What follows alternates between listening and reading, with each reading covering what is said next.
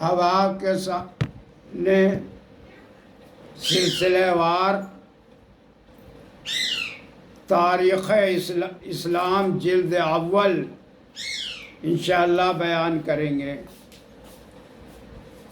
الحمد للہ رب العالمین والصلاة والسلام علی رسولہ الکریم،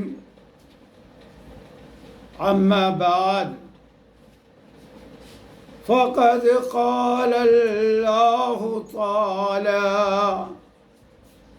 فی القرآن المجید والفرقان الحمید،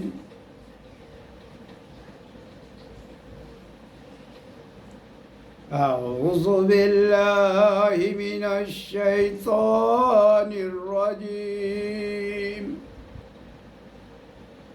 بسم اللہ الرحمن الرحیم۔ میرے برادران اسلام، السلام علیکم ورحمۃ اللہ وبرکاتہ۔ ترجمہ: آپ سب پر اللہ کی رحمت و سلامتی ہو۔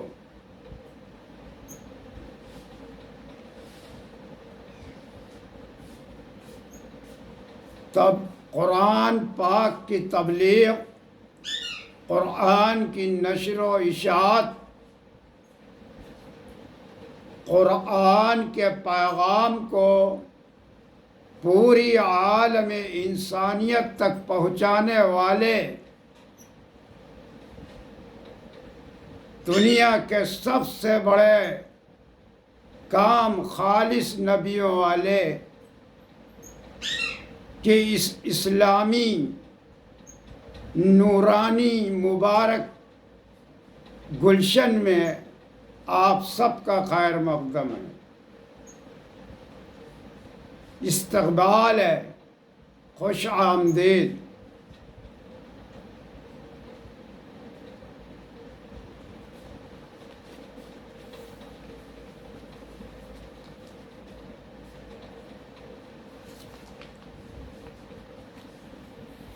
اب آپ کے سامنے تاریخ اسلام جلد اول کا بیان سلسلہ وار شروع کرتے ہیں۔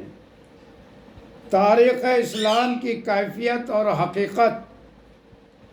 تاریخ اسلام در حقیقت ایک مستقل علم یا فن ہے جو اپنے پہلو میں ہزارہ ضخیم کتابیں، بالغ نظر اور عالی مقام مصنفین کی لکھی ہوئی رکھتا ہے۔ عام طور پر مسلمان مورخین نے اپنے ہم عہد سلاطین یا کسی ایک ملک یا کسی ایک قوم یا کسی ایک سلطنت یا کسی ایک سلطان یا کسی ایک عظیم الشان واقعے کی تاریخیں جدا جدا لکھی ہیں۔ بعض مورخین نے صرف علماء اسلام، بعض نے صرف حکماء اسلام، بعض نے صرف فقراء اسلام کی صواعق عمریاں ترتیب دی ہیں۔ غرض اس قسم کی مستند تاریخی کتابیں ہزارہ سے کم ہرگز نہیں ہیں۔ اس عظیم الشان ذخیرہ اور مجموعہ کا نام تاریخ اسلام یا فن تاریخ اسلام قرار دیا جا سکتا ہے۔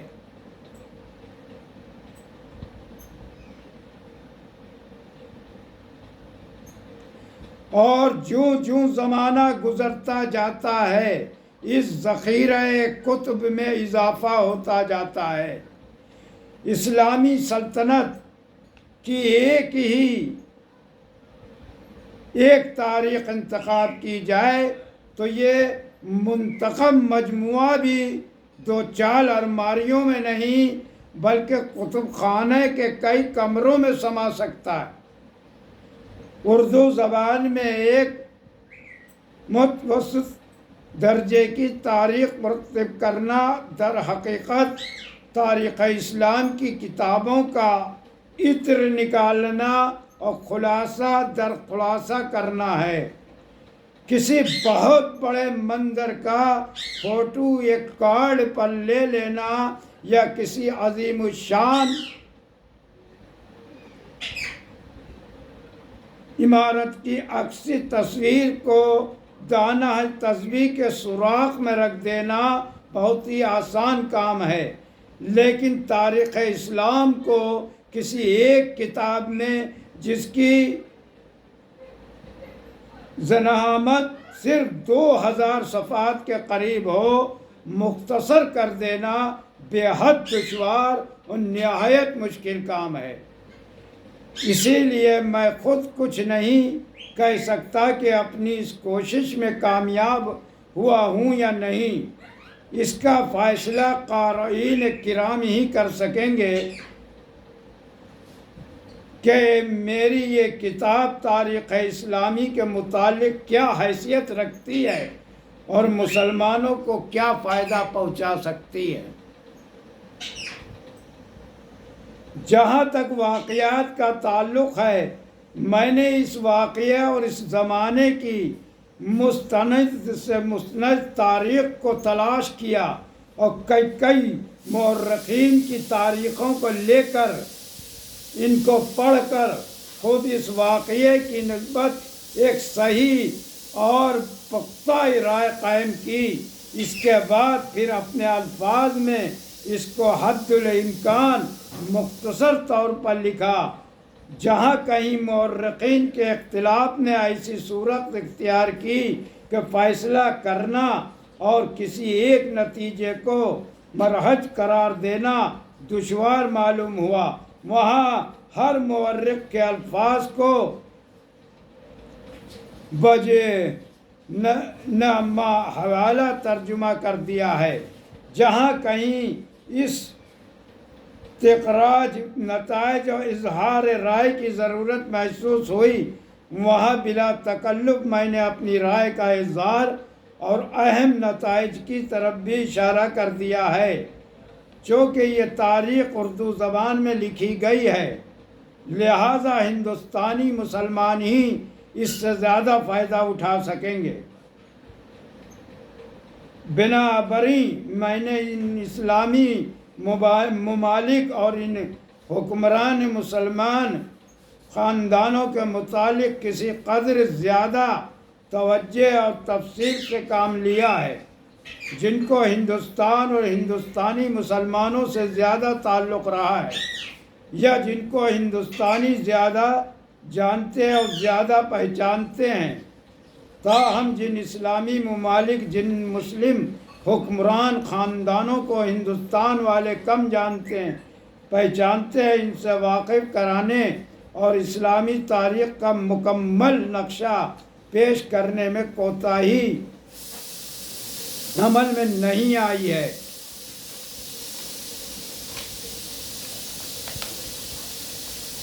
صحابہ کرام اور میں بعد زمانہ کے اسی قسم کے مشاہیر کی نسبت، جن کو کسی نہ کسی اسلامی فرقے یا گروہ سے کوئی خصوصی تعلق حالات لکھنے میں نے کوشش کی ہے کہ جہاں تک ممکن ہو ایسی تفصیلات سے پرہیز کروں جو مسلمانوں کے اندر نااتفاقی پیدا کرنے یا جمعیت اسلامی کو نقصان پہنچانے کا موجب ہو سکیں، لیکن اس احتیاط کو میں نے اس قدر زیادہ اہمیت ہرگز نہیں دی ہے کہ میری کتاب کی تاریخی حیثیت اور میری مورخانہ شان کو کوئی صدمہ پہنچ سکے۔ میں نے اس کتاب کو ایک اسلامی خدمت اور عبادت سمجھ کر لکھا ہے، اور اسی لیے اللہ تعالیٰ سے اجر و ثواب کا متوقع ہوں۔ میں اپنی کم بضاعتی اور بے مائگی کا اقرار کرتا ہوں کہ قدم قدم پر میرا ٹھوکر کھانا ممکن اور غلطی سے پاک اور مبرہ رہنا عجائبات شمار ہو سکتا ہے۔ جو صاحب باغرض اصلاح نکتہ چینی کریں گے میں ان کو محسن سمجھوں گا، جو صاحب حسد و عداوت کی بنا پہ میری عیب شماری میں مصروف ہوں گے ان کو میں اللہ تعالیٰ کے حوالے کرتا ہوں۔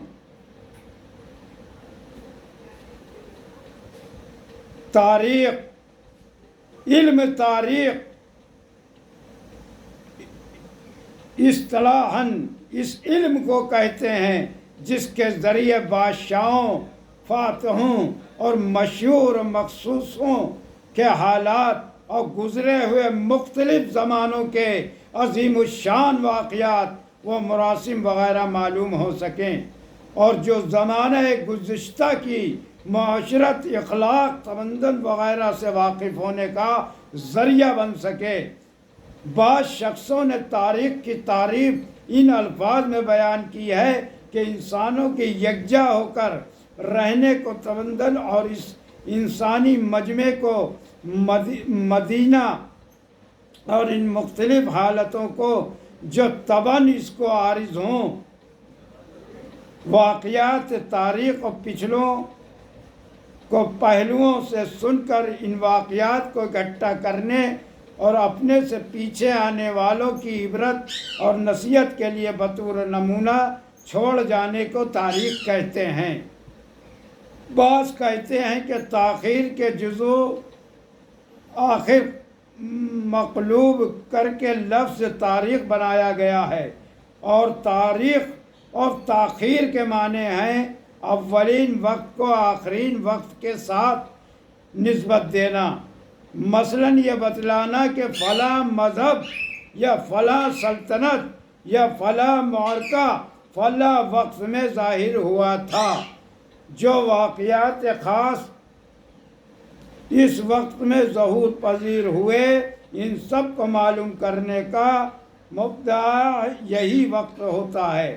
غرض اسی طرح تاریخ کی تعریف بیان کرنے میں بڑی بڑی موشقافیاں کی گئی ہیں، لیکن خلاصہ اور حاصل مطلب سب کا وہی ہے جو اوپر سب سے پہلے بیان ہو چکا ہے۔ اس مذکورہ خلاصہ کا اور بھی خلاصہ کرنا مقصود ہو تو یوں کہہ سکتے ہیں کہ جو حالات و اخبار بقید وقت لکھے جاتے ہیں ان کو تاریخ کہتے ہیں۔ تاریخ کی ضرورت، تاریخ ہم کو بزرگوں کے حالات سے واقف کر کے دل و دماغ میں ایک بابرکت جوش پیدا کر دیتی ہے۔ انسانی فطرت میں ایک قسم کی پیاس اور خواہش ہے جو ممالک کی سیاسی، باغوں کی سیر اور کوہ و صحرا کے سفر پر آمادہ کر دیتی ہے۔ یہی فطری تقاضا ہے جو بچوں کو رات کو چڑیا کی کہانی اور جوانوں کو طوطا مینا کی داستان سننے پر آمادہ کرتا ہے، اور یہی تقاضا ہے جو فصلوں اہل الذکران کا تم لا تعلمون کے حکم کی تعمیل اور تاریخی کتابوں کے مطالعہ ہے، اور یہی تقاضا ہے جو فاسألوا اہل الذکران کنتم لا تعلمون کے حکم کی تعمیل اور تاریخی کتاب کے مطالعے کی طرف انسان کو متوجہ کرتا ہے۔ اس فطری تقاضے پر نظر فرما کر فطرتوں کے خالق نے کتب سماویہ میں چاشنی رکھی ہے۔ بنی اسرائیل کی کیسی عظیم الشان قوم تھی کہ نحن ابناء اللہ و احباء تک کہہ گزرے، لیکن جب اپنے بزرگوں کے حالات سے بے خبر ہوتے گئے، قعر مذلت میں گرتے گئے، اسی لیے اللہ تعالیٰ نے یا بنی اسرائیل اذکروا کے الفاظ سے بار بار ان کو مخاطب فرمایا اور ان کے بزرگوں کو کے حالات کو یاد دلایا۔ تاریخ کا مطالعہ حوصلے کو بلند کرتا ہے، ہمت کو بڑھاتا، نیکیوں کی ترغیب دیتا اور بدیوں سے روکتا ہے۔ تاریخ کے مطالعے سے دانائی اور بصیرت ترقی کرتی، دور اندیشی بڑھتی، جزم اور احتیاط کی عادت پیدا ہو جاتی ہے، دل سے رنج و غم اور دور ہو کر مسرت و خوشی میسر ہوتی ہے۔ تاریخی کتابوں کا مطالعہ کرنے والوں میں احقاق حق اور ابطال باطل کی قوت ترقی کرتی اور قوت فیصلہ بڑھ جاتی ہے۔ تاریخی مطالعے سے صبر و استقلال کی صفت پیدا ہوتی ہے اور دل و دماغ میں ہر وقت تازگی اور نشو و نما کی کیفیت موجود رہتی ہے۔